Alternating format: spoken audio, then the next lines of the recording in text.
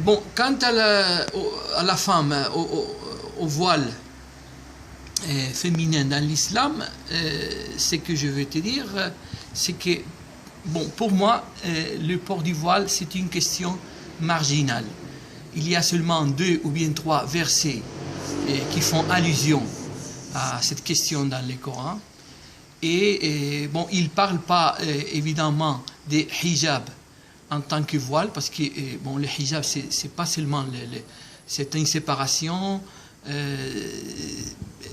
c'est un rideau même, le hijab. Alors, c'est pas le mot hijab qui apparaît dans le Coran, mais on a dans un verset les mots khimar, c'est un châle qui couvre la poitrine, mais il n'y a pas d'allusion dans le Coran à se voiler les cheveux. On sait que les mots cheveux dans l'islam, dans le Coran, on les trouve seulement une fois en pluriel, ash'ar, ash'ar, et quand on parle du poil de certains animaux, mais il n'y a pas une précision spécifique pour se couvrir la tête. Et bon, ça c'est une chose connue. Et le fait de se couvrir le visage, c'est loin de toute tradition musulmane.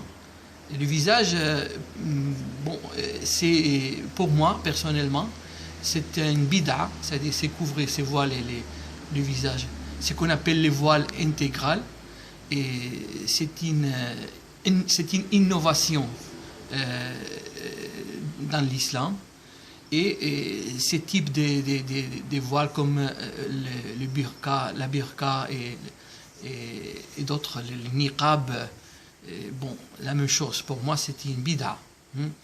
Et pourquoi j'ai dit ça? Parce que d'habitude, généralement, quand dans le Coran, il y a une interdiction, alors on trouve à côté de cette interdiction un châtiment, une punition légale, mais ce n'est pas le cas dans la question du port du voile. Alors ce n'était pas une question centrale dans le message musulman, c'était une question de pudeur, de respect pour les autres, pour les maris, bon, de se couvrir l'aura, c'est-à-dire ce qu'on considérait qui était